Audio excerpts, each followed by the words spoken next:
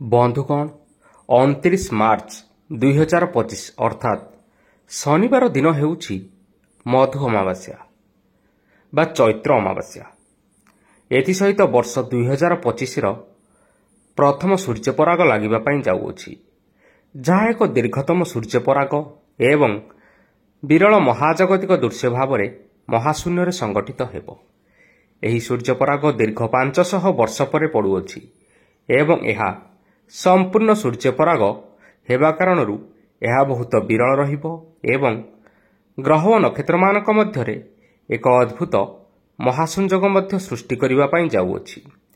ତେବେ ଏହି ଭିଡ଼ିଓ ମାଧ୍ୟମରେ ଆମେ ଆଜି ଜାଣିବା ଯେ ସୂର୍ଯ୍ୟପରାଗର ହାଣ୍ଡି ଛାଡ଼ର ସଠିକ୍ ସମୟ, ଗ୍ରାସ ସମୟ, ଶୁଭ ଅଶୁଭ ରାଶିଫଳ, ଗର୍ଭବତୀ ମହିଳା କିପରି ସାବଧାନ ରହିବେ ଓ କ'ଣ କରିବେ ଓ କ'ଣ କରିବେ ନାହିଁ। ଭାରତରେ ସୂର୍ଯ୍ୟପରାଗ ଲାଗିବା ପୂର୍ବରୁ ପାକ ନିଷେଧ ହୋଇଯାଇଥାଏ ବା ରନ୍ଧନ କାର୍ଯ୍ୟ ଓ ଭୋଜନ କାର୍ଯ୍ୟକୁ ବାରଣ କରାଯାଇଥାଏ, ଯାହାକୁ ଆମେ ସୂତକ କାଳ ମଧ୍ୟ କହିଥାଉ। ଧାର୍ମିକ ମହତ୍ତ୍ୱ ଅନୁଯାୟୀ ଏହି ସମୟରେ କୌଣସି ଶୁଭ କାର୍ଯ୍ୟ ବା ପୂଜାପାଠ ଆଦି କରାଯାଇନଥାଏ। ଏହି ସମୟ ମଧ୍ୟରେ ମନ୍ଦିରର କବାଟ ବନ୍ଦ ରଖାଯିବା ସହିତ ସମସ୍ତ ଦେବନୀତି ମଧ୍ୟ ବନ୍ଦ ରହିଥାଏ। ସୂର୍ଯ୍ୟପରାଗ ଓ ପାକ ନିଷେଧର ସମୟ ଜାଣିବା ଆଗରୁ ଆମେ ପ୍ରଥମେ ଜାଣିନେବା ଯେ ଏହି ସମୟରେ କ'ଣ କରିବେ ଓ କ'ଣ କରିବେ ନାହିଁ। ଜ୍ୟୋତିଷ ଶାସ୍ତ୍ରର ଏହି ସମୟସୀମା ମଧ୍ୟରେ କେତେକ କାର୍ଯ୍ୟ କରିବାକୁ ମଧ୍ୟ ବାରଣ କରାଯାଇଛି, ଯାହାଦ୍ୱାରା ଆମକୁ ବହୁତ ଅସୁବିଧାର ସମ୍ମୁଖୀନ କରିବା ପାଇଁ ପଡ଼ିଥାଏ। ଜ୍ୟୋତିଷ ଶାସ୍ତ୍ର ଅନୁସାରେ ଏହି ସମୟକୁ ଅଶୁଭ ସମୟ କୁହାଯାଇଥାଏ, କାରଣ ଏହି ସମୟରେ ସୂର୍ଯ୍ୟଙ୍କଠାରୁ ବାହାରୁଥିବା ରଶ୍ମି ବା ଆଲୋକ ସିଧାସଳଖ ଭାବରେ ପୃଥିବୀ ପୃଷ୍ଠରେ ପଡ଼ିପାରିନଥାଏ, ଯାହାଦ୍ୱାରା ଏହି ସମୟରେ ନକାରାତ୍ମକ ଶକ୍ତିମାନେ ଜାଗ୍ରତ ହୋଇ ଉଠିଥାନ୍ତି। ତେଣୁ ଜ୍ୟୋତିଷ ଶାସ୍ତ୍ରରେ ଏହି ସମୟସୀମା ମଧ୍ୟରେ କେତେକ କାର୍ଯ୍ୟଗୁଡ଼ିକୁ କରିବା ପାଇଁ ବାରଣ କରାଯାଇଛି। ତେବେ ବନ୍ଧୁଗଣ, ଆସନ୍ତୁ ଜାଣିବା ସୂର୍ଯ୍ୟପରାଗ ସମୟରେ କ'ଣ କରିବେ ଓ କ'ଣ କରିବେ ନାହିଁ। ତାହା ପୂର୍ବରୁ ଆପଣମାନଙ୍କୁ ଅନୁରୋଧ, ଏହି ଭିଡ଼ିଓକୁ ଗୋଟିଏ ଲାଇକ୍ କରିନିଅନ୍ତୁ ଏବଂ ଯଦି ଆପଣମାନେ ଏପର୍ଯ୍ୟନ୍ତ ଆମ ଚ୍ୟାନେଲକୁ ସବସ୍କ୍ରାଇବ୍ କରିନାହାନ୍ତି ତାହେଲେ ବର୍ତ୍ତମାନ ହିଁ ସବସ୍କ୍ରାଇବ୍ କରିନିଅନ୍ତୁ। ତେବେ ଆସନ୍ତୁ ଜାଣିବା। ଖାଦ୍ୟ ତିଆରି କରନ୍ତୁ ନାହିଁ। ସୂର୍ଯ୍ୟପରାଗ ସମୟରେ ଖାଦ୍ୟ ପଦାର୍ଥ ରୋଷେଇ କରିବାକୁ ଅଶୁଭ ମନାଯାଇଥାଏ।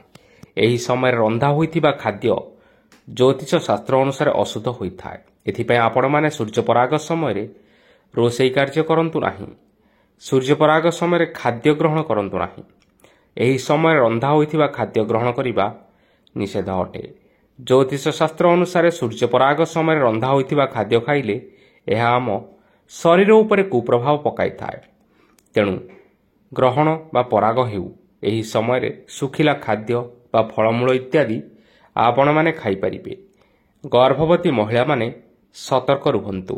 ସୂର୍ଯ୍ୟପରାଗ ସମୟରେ ଯେଉଁ ମହିଳାମାନେ ଗର୍ଭବତୀ ଅଛନ୍ତି ସେମାନେ ଘର ବାହାରକୁ ଯିବାକୁ ନିଷେଧ କରାଯାଇଛି। ସୂର୍ଯ୍ୟପରାଗ ସମୟରେ ଯଦି ସୂର୍ଯ୍ୟଙ୍କର କିରଣ କୌଣସି ବି ଗର୍ଭବତୀ ମହିଳାଙ୍କ ଉପରେ ପଡ଼ିଯାଏ, ତେବେ ତାଙ୍କର ଗର୍ଭର ପ୍ରଥମ ଶିଶୁକୁ ଶାରୀରିକ ଦୋଷ ଲାଗିଯାଇଥାଏ, ଯାହା ଭବିଷ୍ୟତରେ ବହୁତ ବଡ଼ ସମସ୍ୟା ସୃଷ୍ଟି କରିଥାଏ।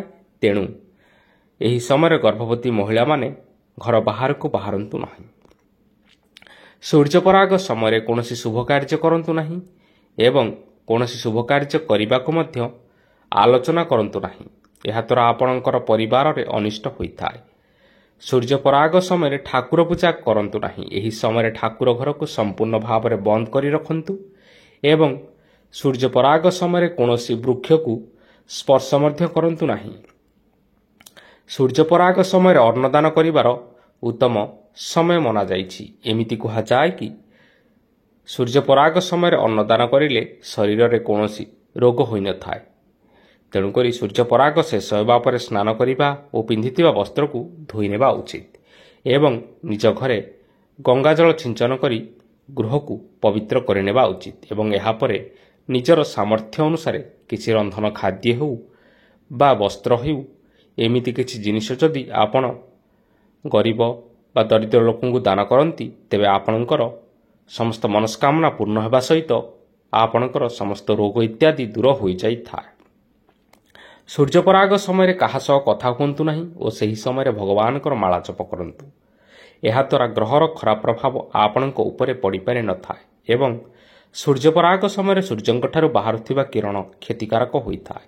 ଏଥିପାଇଁ ସୂର୍ଯ୍ୟପରାଗ ଲାଗୁଥିବା ସମୟରେ ଆପଣ ଆପଣଙ୍କ ଘରର ସମସ୍ତ କବାଟ ଝରକା ଇତ୍ୟାଦି ବନ୍ଦ କରି ରଖନ୍ତୁ, ଯାହାଦ୍ୱାରା ସୂର୍ଯ୍ୟଙ୍କର କିରଣ ବା ନକାରାତ୍ମକ ଶକ୍ତି ଆପଣଙ୍କ ଗୃହରେ ପ୍ରବେଶ କରିପାରିବ ନାହିଁ। ସୂର୍ଯ୍ୟପରାଗ ସମୟରେ ଶାରୀରିକ ସମ୍ବନ୍ଧ ରଖନ୍ତୁ ନାହିଁ। ଏହି ସମୟରେ ନକାରାତ୍ମକ ଶକ୍ତିର ପ୍ରଭାବ ଅଧିକ ରହିଥିବା ହେତୁ ବିବାହିତ ପୁରୁଷ ଓ ମହିଳାମାନେ ଶାରୀରିକ ସମ୍ପର୍କ କେବେ ହେଲେ ରଖନ୍ତୁ ନାହିଁ। ଏହାକୁ ଜ୍ୟୋତିଷ ଶାସ୍ତ୍ରରେ ଅଶୁଭ ମନାଯାଇଛି।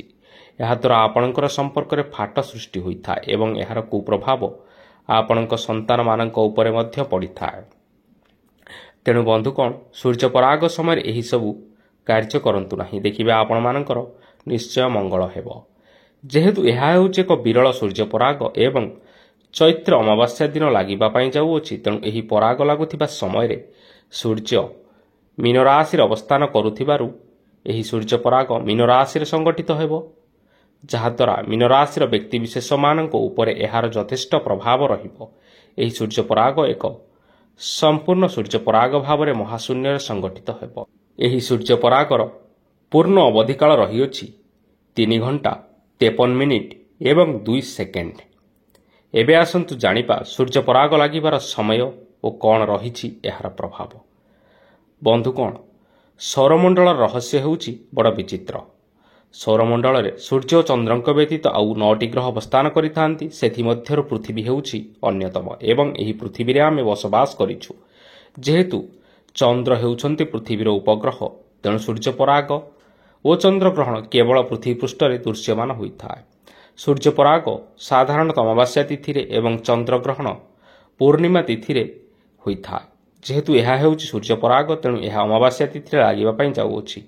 ଏହି ସୂର୍ଯ୍ୟପରାଗ ଲାଗୁଥିବା ସମୟରେ ସୂର୍ଯ୍ୟ ମୀନ ରାଶିରେ ଅବସ୍ଥାନ କରୁଥିବାରୁ ଏହି ସୂର୍ଯ୍ୟପରାଗ ମୀନ ରାଶିରେ ସଂଗଠିତ ହେବ, ଯାହାଦ୍ୱାରା ମୀନ ରାଶିର ବ୍ୟକ୍ତି ବିଶେଷମାନଙ୍କ ଉପରେ ଏହାର ଯଥେଷ୍ଟ ପ୍ରଭାବ ରହିବ। ସାଧାରଣତଃ ଗ୍ରହଣ ଲାଗିବାର 9 ଘଣ୍ଟା ପୂର୍ବରୁ ଏବଂ ପରାଗ ଲାଗିବାର 12 ଘଣ୍ଟା ପୂର୍ବରୁ ପାକ ନିଷେଧ ବା ହାଣ୍ଡି ଛାଡ଼ କରାଯାଇଥାଏ। ଏହି ସମୟକୁ ସୂତକ ସମୟ ମଧ୍ୟ କୁହାଯାଇଥାଏ। ଏହି ପରାଗ ଲାଗୁଥିବା ସମୟରେ ଖାଦ୍ୟ ଗ୍ରହଣ କରିବାକୁ ବାରଣ କରାଯାଇଛି, କାରଣ ପରାଗ ଲାଗୁଥିବା ସମୟରେ ପେଟରେ କିଛି ଖାଦ୍ୟ ପଦାର୍ଥ ନ ରହିବା ହିଁ ଭଲ। ତେଣୁ 12 ଘଣ୍ଟା ପୂର୍ବରୁ ହାଣ୍ଡି ଛାଡ଼ କରାଯାଇଥାଏ। ତେବେ ଏବେ ଆସନ୍ତୁ ସୂର୍ଯ୍ୟପରାଗ କେଉଁ ସମୟରେ ଲାଗିବ ତାହା ବିଷୟରେ ଜାଣିବା। ସୂର୍ଯ୍ୟପରାଗର ସମୟ। ଏହି ସୂର୍ଯ୍ୟପରାଗର ଗ୍ରାସ ବା ପରାଗ ଲାଗିବାର ସମୟ ହେଉଛି 29 ମାର୍ଚ୍ଚ ଶନିବାର ଦିନ 2:20 ଏବଂ 43 ସେକେଣ୍ଡରୁ ଆରମ୍ଭ ହେବ ଏବଂ ସନ୍ଧ୍ୟା 6:13 ଏବଂ 45 ସେକେଣ୍ଡରେ ଶେଷ ହେବ। ଏହି ସୂର୍ଯ୍ୟପରାଗର ମଧ୍ୟକାଳ ରହିଅଛି ଦିନ 4:17 ଏବଂ 27 ସେକେଣ୍ଡ। ଏହି ସୂର୍ଯ୍ୟପରାଗ ମହାକାଶରେ ପ୍ରାୟ 3 ଘଣ୍ଟା 53 ମିନିଟ୍ ଏବଂ 2 ସେକେଣ୍ଡ ପର୍ଯ୍ୟନ୍ତ ଲାଗି ରହିବ। ଏହି ସୂର୍ଯ୍ୟପରାଗ ଆମେରିକା, ଆଫ୍ରିକା, ୟୁରୋପ ସମେତ ପାଶ୍ଚାତ୍ୟ ଦେଶଗୁଡ଼ିକରେ ସମ୍ପୂର୍ଣ୍ଣ ଭାବରେ ଦୃଶ୍ୟମାନ ହେବ ଏବଂ ଏହି ପରାଗ ଭାରତ ଓ ଓଡ଼ିଶାରେ ଦୃଶ୍ୟମାନ ହେବ ନାହିଁ। ଯେହେତୁ ଏହି ସୂର୍ଯ୍ୟପରାଗ ଭାରତରେ ଦୃଶ୍ୟମାନ ହେବ ନାହିଁ, ତେବେ ଏହି ସୂର୍ଯ୍ୟପରାଗର ସୂତକ ସମୟ ବା ପାକ ନିଷେଧର ସମୟ ମାନ୍ୟ ହେବ ନାହିଁ। ତେଣୁ ଏହି ସୂର୍ଯ୍ୟପରାଗ ଲାଗୁଥିବା ସମୟରେ ହାଣ୍ଡି ଛାଡ଼ ବା ପାକ ନିଷେଧ ମଧ୍ୟ ପାଳନୀୟ ହେବ ନାହିଁ। କିନ୍ତୁ ଏହି ସୂର୍ଯ୍ୟପରାଗର ପୃଥିବୀ ଉପରେ ନିଶ୍ଚୟ ପ୍ରଭାବ ପଡ଼ିବା ପାଇଁ ଯାଉଅଛି। ଏହି ସମୟ ଗର୍ଭବତୀ ମହିଳାମାନଙ୍କ ପାଇଁ ବହୁତ ଅଶୁଭ ଓ ସମ୍ବେଦନଶୀଳ ହୋଇଥିବାରୁ ସେମାନଙ୍କୁ ସାବଧାନ ରହିବା ସହିତ ସୂର୍ଯ୍ୟପରାଗ ଦେଖିବା ପାଇଁ ମଧ୍ୟ ବାରଣ କରାଯାଇଛି। ପରାଗ ଲାଗିବା ସମୟରେ ଗର୍ଭବତୀ ମହିଳାମାନେ କୌଣସି ଜିନିଷ କଟାକଟି ବା କୌଣସି କପଡ଼ା ଆଦି ସିଲେଇ କରନ୍ତୁ ନାହିଁ, ନଚେତ୍ ଏହାର କୁପ୍ରଭାବ ଗର୍ଭରେ ଥିବା ଶିଶୁ ଉପରେ ସିଧାସଳଖ ଭାବରେ ପଡ଼ିଥାଏ। ଏଥିସହିତ ସୂର୍ଯ୍ୟପରାଗ ଲାଗୁଥିବା ସମୟରେ କଳା ରଙ୍ଗର ବସ୍ତ୍ର ପରିଧାନ କରନ୍ତୁ ନାହିଁ ଏବଂ ପରାଗ ଲାଗୁଥିବା ସମୟରେ ବାହାରକୁ ମଧ୍ୟ ବାହାରନ୍ତୁ ନାହିଁ। ଜ୍ୟୋତିଷ ଶାସ୍ତ୍ର ଅନୁସାରେ ଏହି ସୂର୍ଯ୍ୟପରାଗ କାରଣରୁ ଗ୍ରହ ଓ ନକ୍ଷତ୍ରମାନଙ୍କର ସ୍ଥାନରେ ପରିବର୍ତ୍ତନ ହେବା ପାଇଁ ଯାଉଅଛି। ଗ୍ରହମାନଙ୍କର ପରିବର୍ତ୍ତନ କାରଣରୁ କିଛି ରାଶିର ବ୍ୟକ୍ତିବିଶେଷମାନଙ୍କ ଉପରେ ଅଶୁଭ ପ୍ରଭାବ ପଡ଼ୁଥିବା ବେଳେ କେତେକ ରାଶିର ବ୍ୟକ୍ତିବିଶେଷମାନଙ୍କ ଉପରେ ଏହି ସୂର୍ଯ୍ୟପରାଗର ଶୁଭ ପ୍ରଭାବ ପଡ଼ିବା ପାଇଁ ଯାଉଅଛି।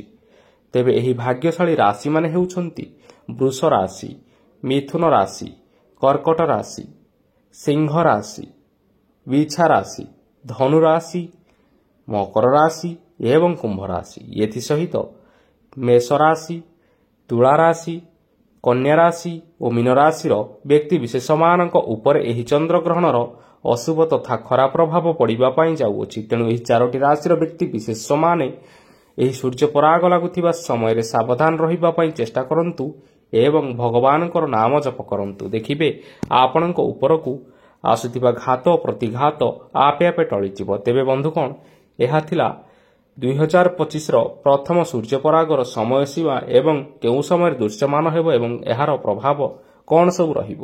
ତେବେ ଆଶା କରୁଛୁ ଆପଣମାନଙ୍କୁ ଏହି ଭିଡ଼ିଓଟି ନିଶ୍ଚୟ ପସନ୍ଦ ଆସିଥିବ। ପସନ୍ଦ ଆସିଥିଲେ ଏହି ଭିଡ଼ିଓକୁ ଗୋଟିଏ ଲାଇକ୍ କରିନିଅନ୍ତୁ ଏବଂ ଆପଣଙ୍କ ପ୍ରିୟଜନମାନଙ୍କ ସହିତ ସେୟାର କରିନିଅନ୍ତୁ। ଧନ୍ୟବାଦ।